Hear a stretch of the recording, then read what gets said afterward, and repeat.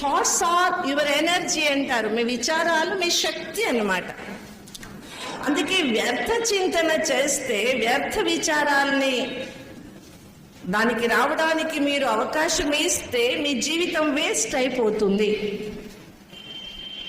భగవద్గీత మనిషికి ఎప్పుడు మంచి విచారాల్ని, ఎప్పుడు సకారాత్మక దృష్టికోణాన్ని, ఎప్పుడు శుభ చింతనాన్ని ఉంచుకోవడానికి కోసం చాలా ప్రేరణ ఇస్తుంది అన్నమాట. చూడండి, సాయంత్రం అయితేనే, నాకు తెలిసి ఇక్కడ కూడా పొద్దున వేసినారు కదా, సాయంత్రం అయితే మాకంతా చిన్నప్పుడు ఒక శ్లోకం నేర్పించినారు. సాయంత్రం అయితే ఇంట్లో దీపం పెడతారు, దీపం పెట్టి మొక్కొని శుభం కరోతి కళ్యాణం ఆరోగ్యం ధన సంపద మమ శత్రుహితార్థాయ శత్రు బుద్ధి వినాశాయ సంధ్యా జ్యోతి నమోస్తుతే అని చెప్పడం ఎంత మంచి మంత్రం కదా.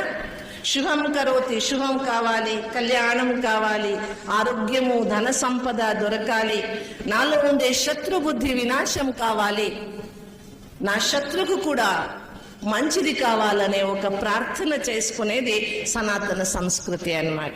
ఎవరైనా కానీ, నా శత్రువైనా కానీ అతనికి కూడా మంచిది కావాలి. ఇది ఆధ్యాత్మికత, ఇది సనాతన సంస్కృతి, ఇది భారతీయ సంస్కృతి అన్నమాట.